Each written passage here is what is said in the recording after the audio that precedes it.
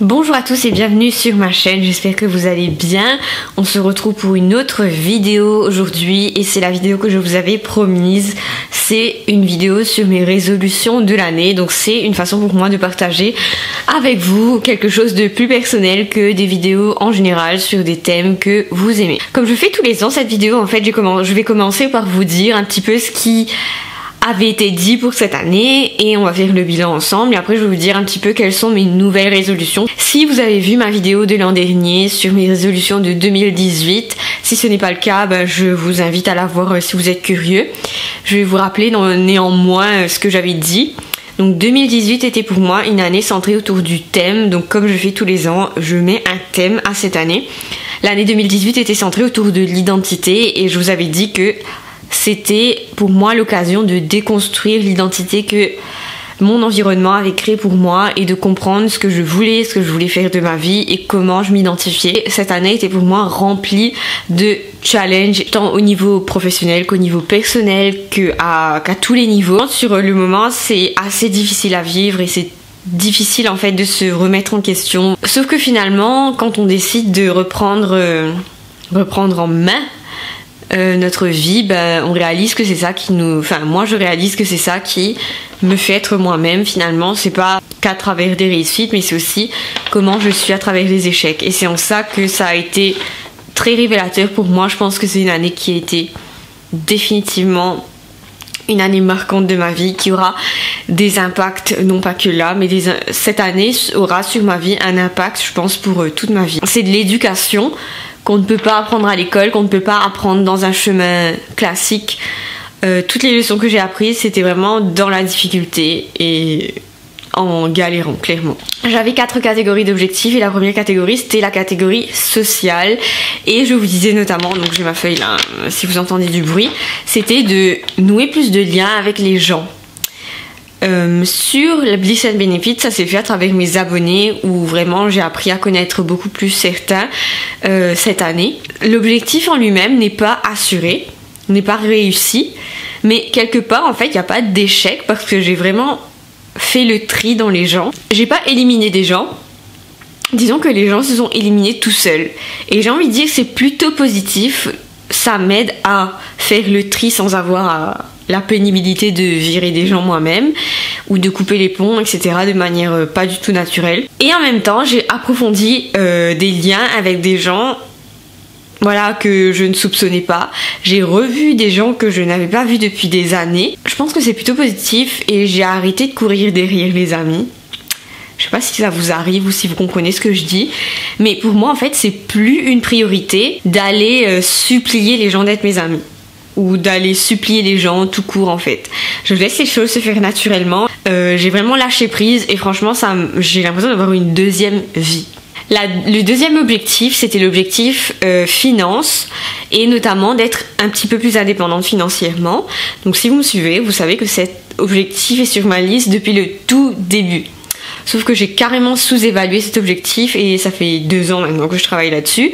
Et cette année, je me suis pas fixé l'objectif d'être 100% indépendante financièrement, mais de l'être en partie, sans fixer de pourcentage. Et c'est un objectif qui est réussi si on prend en compte que cette année, c'est la première année où Bliss & Benefits me rapporte des sous. Le troisième objectif pour moi, c'était par rapport au domaine professionnel, c'était d'accroître mes connaissances dans tous les cas, d'avoir plus d'abonnés ou d'attirer plus de gens qui sont intéressés par les choses dont je parle. Et encore une fois, c'est un objectif réussi. Et enfin, mon dernier objectif, c'était un objectif plutôt lifestyle, c'était de faire 1 à 2 voyages cette année, ce qui est fait. Donc j'ai voyagé comme d'hab chez mes parents et après j'ai voyagé, j'avais été à Londres pour un séminaire business.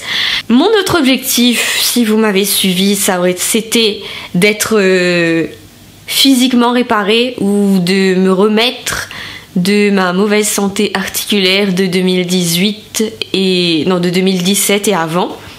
Et j'ai envie de vous dire que c'est fait. Je fais maintenant le sport régulièrement et ma dernière blessure remonte à juin 2018. Donc je me suis fait mal cette année.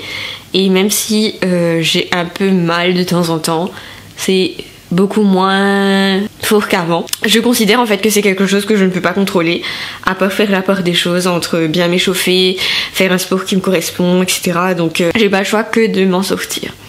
Et le dernier objectif que j'ai carrément réussi, et là c'est vraiment l'objectif dont je suis le plus fière en fait, c'est d'être plus saine émotionnellement, d'avoir des comportements plus rationnels, de moins péter des câbles pour rien, enfin de plus lâcher prise et de lâcher prise sur mon besoin de contrôler tout. J'ai envie de vous dire que c'est vraiment réussi, enfin surtout cette fin d'année où j'ai eu pas mal de challenges personnels, où ça m'a vraiment aidé à me remettre en question, ça m'a vraiment aidé à comprendre quelque chose de clé, et je pense que ça peut vous aider aussi si vous regardez cette vidéo, c'est que si vous ne contrôlez pas votre esprit, votre monde sera tout le temps chaotique. J'avais toujours en fait l'impression de contrôler ma vie, mais je ne contrôlais pas du tout ma vie parce que je ne contrôlais pas mon esprit et mes pensées. En soi, je pense que j'ai appris un peu dans la douleur, en fait, j'ai appris un peu dans le chaos total, et j'ai réalisé que si je ne contrôlais pas mon esprit, j'allais péter un câble en fait et ne pas revenir de certaines situations. Donc après je pense qu'il y a plein de choses qui aident en fait. Avoir un rythme de vie sain, ça aide à contrôler son esprit, faire du sport un peu relaxant, genre le yoga, etc. Ça aide à contrôler son esprit. En fait on ne peut pas chasser les imprévus de la vie, on ne peut pas chasser tout ce qui est chaotique. Par contre on peut contrôler son esprit à ne pas péter un câble quand ça arrive, et ça change tout, franchement ça change ma vie. Voilà pour le bilan de cette année 2018. Maintenant je vais vous parler vite fait de mes résolutions. J'ai pas beaucoup de résolutions. Pour moi en fait j'ai une résolution principale en 2019, ça me fait trop bizarre de dire 2019, c'est d'aller à fond avec Bliss & Benefits. Donc c'est vraiment de pousser Bliss & Benefits à un autre niveau qui n'a jamais connu. Le thème de mon année c'est vraiment le thème de grandir et devenir adulte. Je sais que c'est débile parce que je suis déjà adulte depuis longtemps. J'ai jamais pris autant la responsabilité de ma vie, et j'ai jamais pris autant la responsabilité de mes choix. Et je n'ai jamais non plus fait des choix aussi drastiques dans ma vie. Pour l'argent, pour moi, ce serait important cette année dans mes objectifs d'économiser au moins la même somme que l'année 2018, et d'avoir les mêmes bonnes habitudes et de pouvoir mettre au moins au minimum la même somme de côté. Donc cette année il y a eu beaucoup d'imprévus, déménagements, etc. Bref, j'ai fait un article là-dessus sur mon blog, juste allez le lire pour comprendre. Et en fait on peut pas prévoir non plus, mais avoir un coussin de sécurité quand on a des grosses dépenses, c'est déjà pas mal. J'ai envie de vous dire qu'un autre objectif c'est vraiment de mettre les bases pour ma prochaine vie. Enfin, je sens clairement qu'il y a un changement qui va venir et que ça amènera un changement de vie.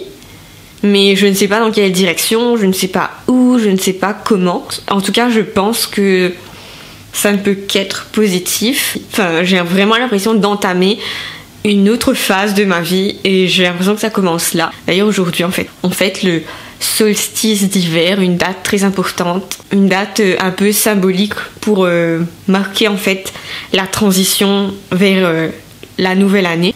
Je sais que ça fait peu d'objectifs, mais franchement j'ai pas envie de me concentrer sur autre chose que ça, parce que il y a plein de choses que je suis déjà très très contente d'avoir pu faire cette année et que je sais que je vais pouvoir maintenir dans la prochaine année, parce que ce sont devenus des habitudes et même des styles de vie. Donc je sais que j'avais beaucoup plus détaillé mes objectifs avant, mais tout ce que je faisais avant, je vais le maintenir. Donc lire 2 livres par mois, je l'ai maintenu cette année, je vais le maintenir l'année prochaine. Ce ne sont même plus des objectifs, ça c'est vraiment intégré à ma vie. Et en ça, je pense que tout le monde peut vraiment appliquer la même chose et faire la même chose de son côté, c'est-à-dire implémenter des habitudes jusqu'à ce que ça devienne votre style de vie et votre style de vie idéal. Donc voilà pour cette vidéo, j'espère que ça vous a plu et peut-être que ça vous a inspiré. Je vous retrouve très vite pour une prochaine vidéo. Je vous dis prenez soin de vous et à bientôt.